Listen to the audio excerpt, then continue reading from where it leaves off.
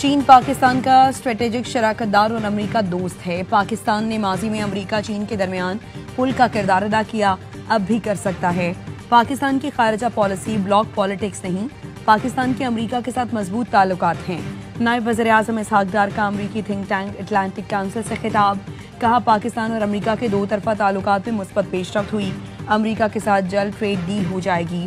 امریکی سرمایہ کاروں کو توانائی شعبے میں خوش آمدید کہیں گے۔ پاکستان خطے اور دنیا میں امن کی خواہش رکھتا ہے۔ جموں کشمیر عالمی سطح پر تسلیم شدہ متنازع علاقہ ہے۔ پاکستان غزہ میں فوری سیز فائر اور تعمیر نو کا مطالبہ کرتا ہے۔ دو ریاستی حل ہی پائیدار امن کا راستہ ہے۔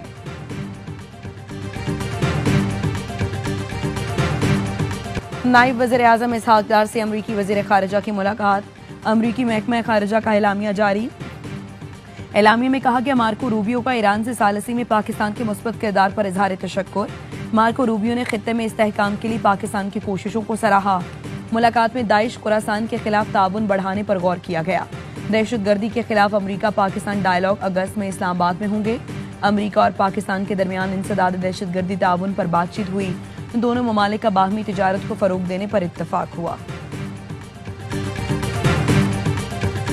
فیلڈ مارشل سید عاصم منیر کا چین میں پرتپاک استقبال۔ فیلڈ مارشل سید عاصم منیر کی چینی نائب صدر اور وزیر خارجہ سے ملاقاتیں، خطے کے بدلتے منظرنامے اور سی پیک پر گفتگو۔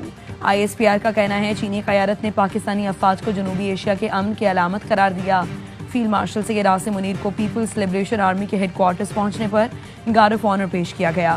آرمی چیف کی پی ایل اے سربراہ جنرل چین ہوئن سے ملاقات ہوئی، دفاعی تعاون پر تبادلہ خیال کیا گیا۔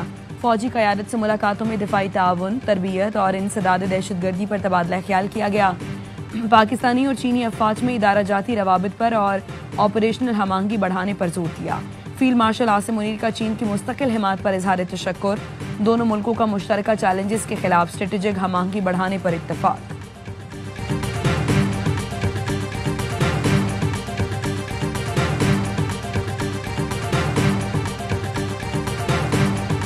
میری ذاتی رائے میں تو ٹویٹ نہیں کرنا چاہیے تھا۔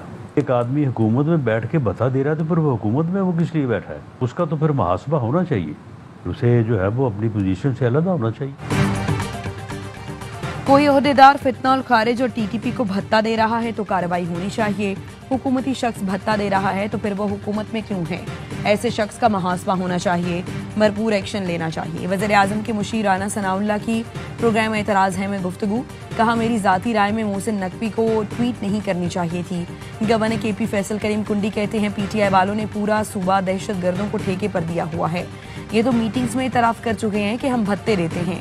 وزیر اعلیٰ کے پی اپنا ضلع نہیں سنبھال سکتے، صوبے کا کیا کریں گے؟ فوج اور ادارے نہ ہوتے تو کے پی ہاتھ سے نکل گیا ہوتا۔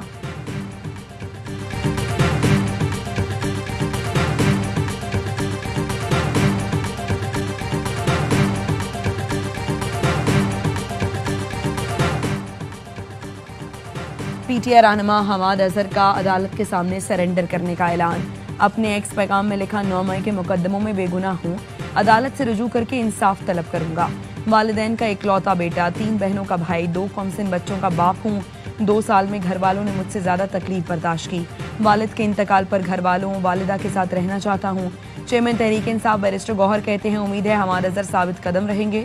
2 سال بچوں اور خاندان سے دور رہنا آسان کام نہیں، کہا ہمارے 39 اراکین رسک پر ہیں۔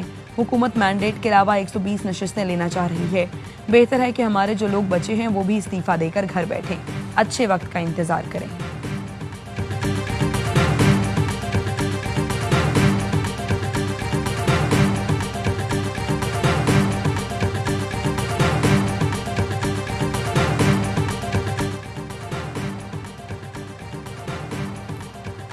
اپنے دور میں مخالفین کو جیلوں میں ڈالنے والے کو آج قانون کی حکمرانی یاد آ رہی ہے۔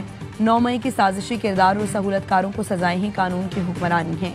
وزیر اطلاعات پنجاب عظمیٰ بخاری کہتی ہیں بانی پی ٹی آئی شدید ڈپریشن میں پروپیگنڈا مہم چلا رہے ہیں۔ اداروں کے سربراہان کے علاوہ بانی اور ان کا سوشل میڈیا پروپیگنڈا مہم لیڈ کرتا ہے۔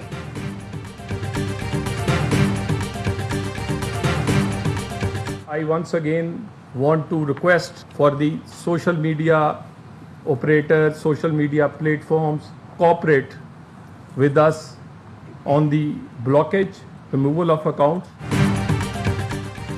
پاکستان نے ڈیجیٹل دہشت گردی کے خلاف عالمی تعاون کی اپیل کر دی، سوشل میڈیا کمپنیوں سے ڈیٹا شیئرنگ کا مطالبہ۔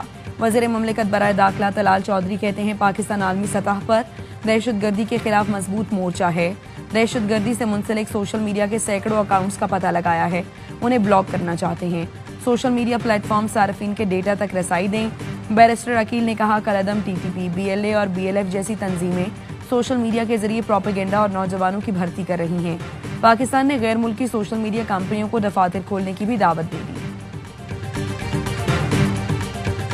پاکستان امن پسند اور ترقی پسند ملک ہے، بین المذاہب ہم آہنگی ہماری قومی طاقت کی اساس ہے، دشمن کو ہماری قومی یکجہتی اور اتحاد کی وجہ سے اپنے مضمون مقاصد میں ہمیشہ مایوسی کا سامنا ہوگا۔ D J I S P R کی لاہور میں مختلف مذاہب کے نمائندوں اور نوجوانوں سے گفتگو۔ لیفٹیننٹ جنرل احمد شریف نے آپریشن بنیان المرصوص میں کامیابی کو پوری قوم کی اجتماعی کامیابی قرار دیا، کہا قوم بلا کسی مذہبی امتیاز کے ہر مشکل اور ہر دشمن کے سامنے سیسا پلائی دیوار کی صورت کھڑی ہو کر فتح یاب ہوتی ہے۔ وطن عزیز کے روشن مستقبل کے لیے نوجوانوں کا کردار سب سے اہم ہے۔ ناران میں جھیل سیف الملوک میں کلاؤڈ برسٹ سے تودہ گر گیا، 500 سے زائد سیاح اور 117 جیپیں پھنس گئیں، تمام سیاح محفوظ مقام پر منتقل۔ گلگت میں پھنسے 135 سیاحوں کی بذریعہ C-130 اسلام آباد منتقلی، سڑکوں کی بندش کے باعث سینکڑوں سیاح اب بھی محصور۔ مقامی انتظامیہ کا کہنا ہے شاہراہ قراقرم اور جگلوٹ سکردو روڈ کو کھول دیا گیا، بابو سر شاہراہ لینڈ سلائیڈنگ کے باعث تاحال بند۔ ترجمان گلگت بلتستان حکومت فیض اللہ فراق کہتے ہیں اب تک 9 افراد جاں بحق ہوئے، 12 تاحال لاپتہ ہیں، 500 سے زائد مکانات، 12 کلومیٹر سے زائد سڑکیں تباہ ہوئیں۔ دریائے سندھ میں پانی کی سطح میں مسلسل اضافہ، کالا باغ، چشمہ، تونسا، گڈو اور سکھر بیراجز پر سیلابی صورتحال۔ پنجاب میں پیر سے پھر بارش کی پیش گوئی، پی ڈی ایم میں پنجاب نے 5واں اسپیل الرٹ جاری کر دیا، بیشتر اضلاع میں بارش 28 سے 31 جولائی تک جاری رہ سکتی ہے۔ لاہور، راولپنڈی، گجرانوالہ، فیصل آباد میں اربن فلڈنگ کا خدشہ۔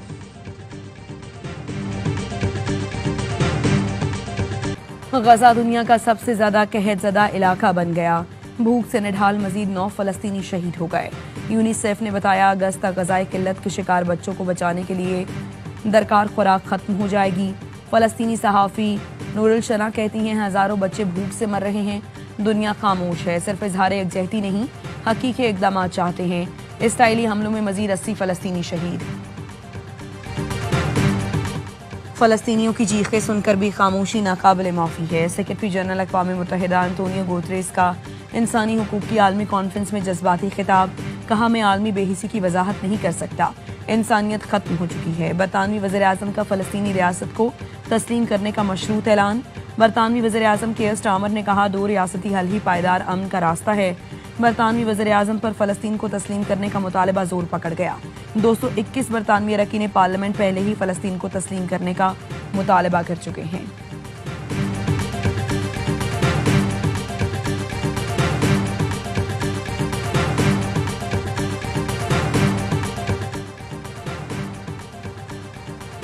بلوچ علیحدگی پسندوں کو اسرائیل استعمال کر رہا ہے، الجزیرہ ٹی وی کے صحافی کا انکشاف، مڈل ایسٹ میڈیا ریسرچ کے ذریعے علیحدگی پسندوں کا استعمال کیا جاتا ہے۔ صحافی عبداللہ موسوی کا کہنا ہے بلوچستان اسٹڈی پروجیکٹ اسرائیلی ایجنڈے کا حصہ ہے۔ پروجیکٹ کا اعلان Washington think tank website پر ہوا۔ پروجیکٹ کی بنیاد اسرائیلی انٹیلیجنس افسر نے رکھی۔ علیحدگی پسند ترجمان میریار بلوچ کی اصلیت بھی مشکوک قرار۔ موسوی کہتے ہیں بلوچ تنظیموں نے بھی میریار بلوچ کو فرضی قرار دیا۔ میریار بلوچ کی پوسٹ کو بھارتی اور اسرائیلی میڈیا استعمال کرتا ہے۔ بلوچ علیحدگی پسندوں کو صہیونی ایجنڈے سے جوڑا جا رہا ہے۔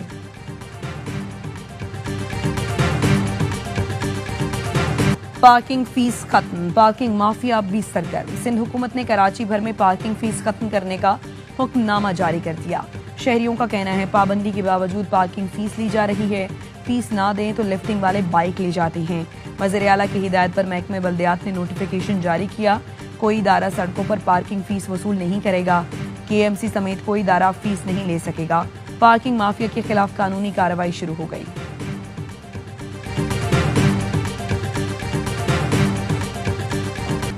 بنگلہ دیش کے سابق چیف جسٹس قتل کے الزام میں گرفتار، پولیس گھر سے ہتھکڑیاں ڈال کر قیدیوں کی وین میں لے گئی۔